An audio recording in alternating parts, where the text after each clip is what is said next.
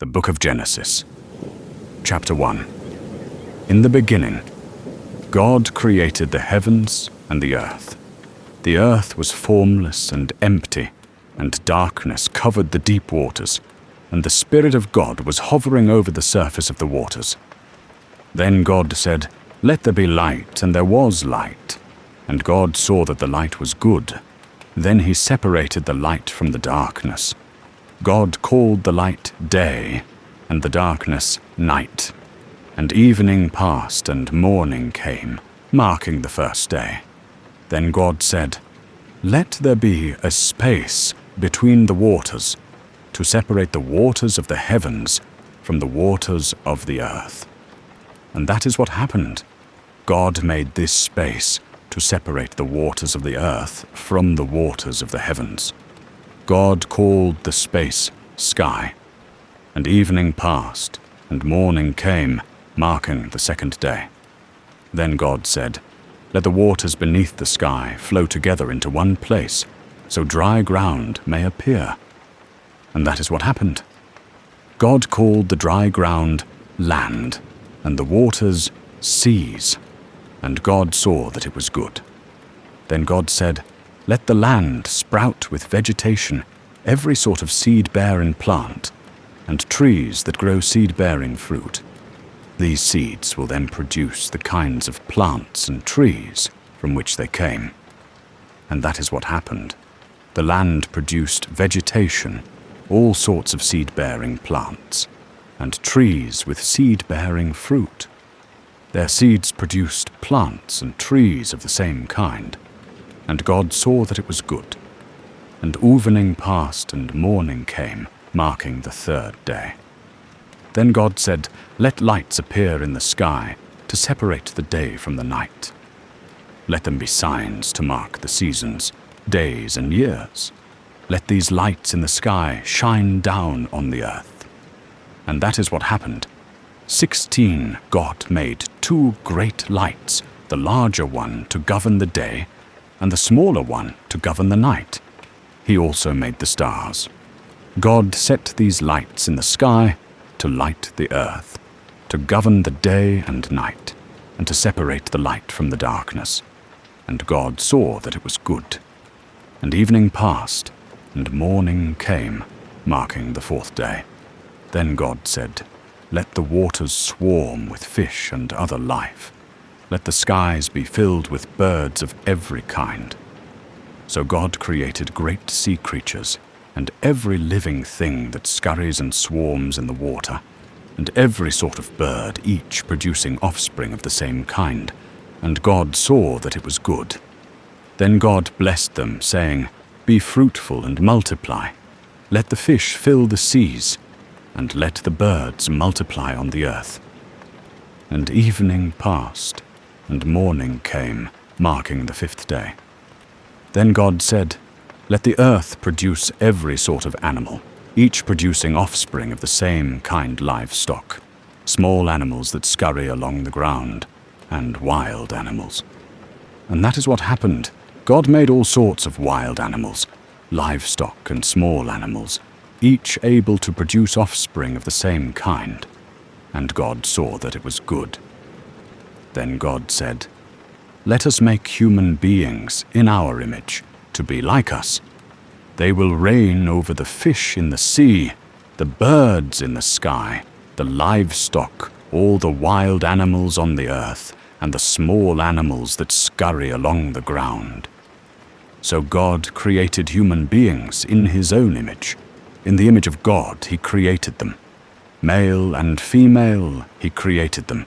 Then God blessed them and said, "Be fruitful and multiply. Fill the earth and govern it. Reign over the fish in the sea, the birds in the sky, and all the animals that scurry along the ground." Then God said, "Look, I have given you every seed-bearing plant throughout the earth, and all the fruit trees for your food. And I have given every green plant as food for all the wild animals, the birds in the sky, and the small animals that scurry along the ground, everything that has life." And that is what happened. Then God looked over all he had made, and he saw that it was very good. And evening passed and morning came, marking the sixth day. The book of Genesis, chapter 2.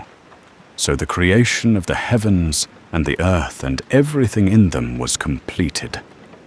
On the seventh day God had finished his work of creation, so he rested from all his work. And God blessed the seventh day and declared it holy, because it was the day when he rested from all his work of creation. Man in the Garden of Eden. This is the account of the creation of the heavens and the earth. The man and woman in Eden. When the Lord God made the earth and the heavens, neither wild plants nor grains were growing on the earth. For the Lord God hadn't yet sent rain to water the earth, and there were no people to cultivate the soil. Instead, springs came up from the ground and watered all the land. Then the Lord God formed the man from the dust of the ground. He breathed the breath of life into the man's nostrils, and the man became a living person. Then the Lord God planted a garden in Eden in the east, and there he placed the man he had made. The Lord God made all sorts of trees grow up from the ground, trees that were beautiful and that produced delicious fruit.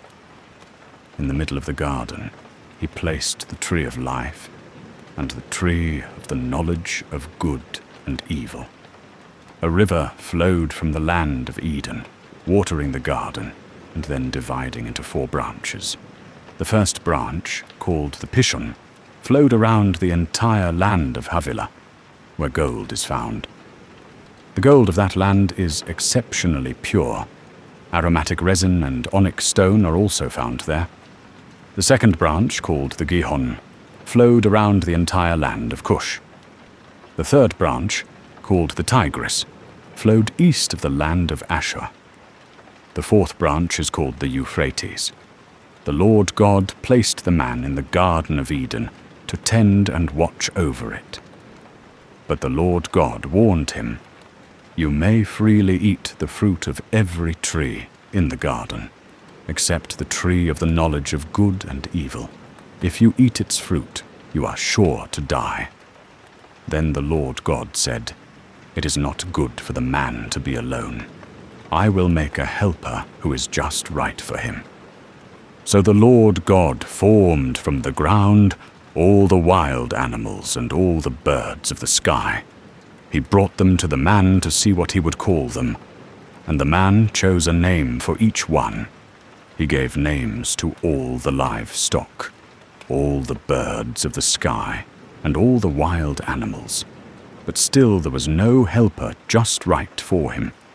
So the Lord God caused the man to fall into a deep sleep.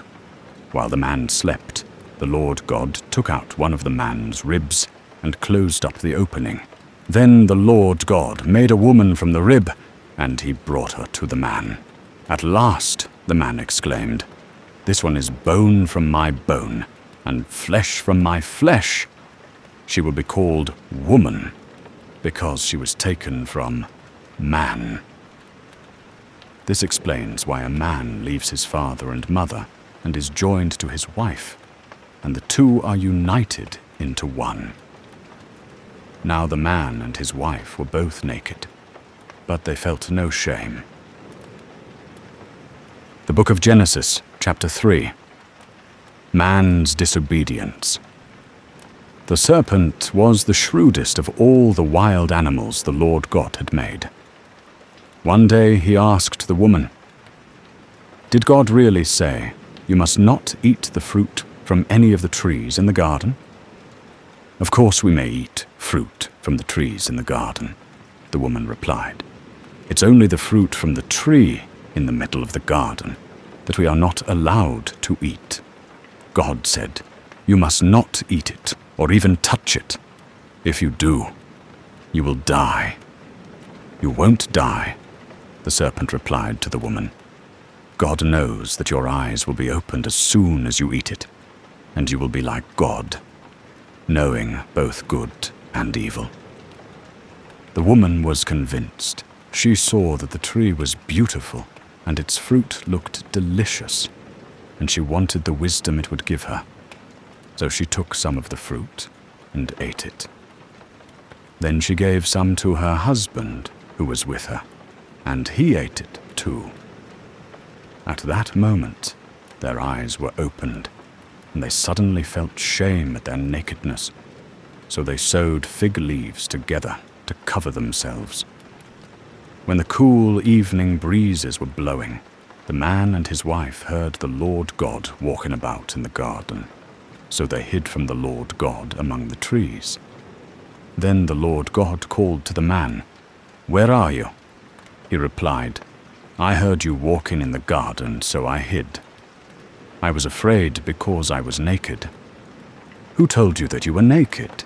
the Lord God asked.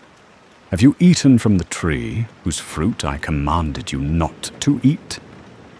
The man replied, "It was the woman you gave me who gave me the fruit, and I ate it." Then the Lord God asked the woman, "What have you done?" "The serpent deceived me," she replied. "That's why I ate it." Then the Lord God said to the serpent, "Because you have done this, you are cursed more than all animals, domestic and wild.